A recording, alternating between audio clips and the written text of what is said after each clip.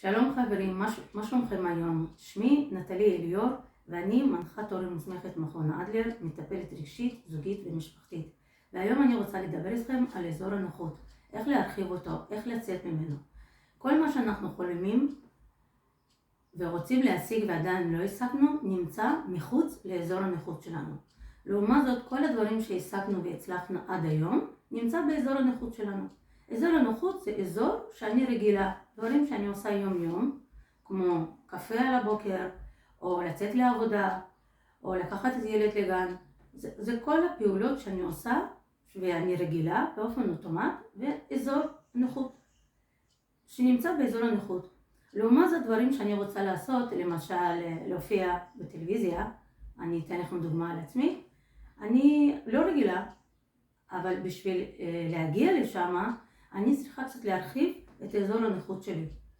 ובגלל זה החלום שלי להופיע בטלוויזיה, למשל, אני רוצה להגשים את החלומות שלי, ולכולנו יש חלומות וחזונות, אנחנו צריכים קצת להרחיב את אזור הנוחות.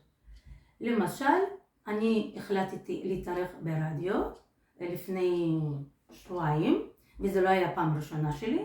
היה לי יותר קל, כי אני כבר בעבר התארחתי, ולעומת זאת, בטלוויזיה אני אף פעם עוד לא הופעתי.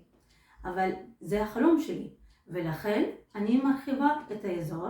אני לא יוצאת לגמרי מאזור הנוחות. כשאני אומרת לאנשים בקליניקה לגמרי לצאת מאזור הנוחות, אנשים אומרים, רגע, שנייה, נטלי, זה קשה, איך אני... ואז אנשים מתחילים להיסגר, וחוזרים אחורה, ונשארים עם החלום. המטרה פה לא לצאת לגמרי, אלא להרחיב טיפה כדי להגשים את כל החלומות שלנו. כי האנשים שרוצים להתפתח רוחנית, אישית, זוגית, ויש להם קשיים בחיים, הם אינם יודעים איך לצאת מאזור הנוחות, איך לעשות משהו שעד עכשיו הם לא עשו. אני אתן לכם עוד דוגמה.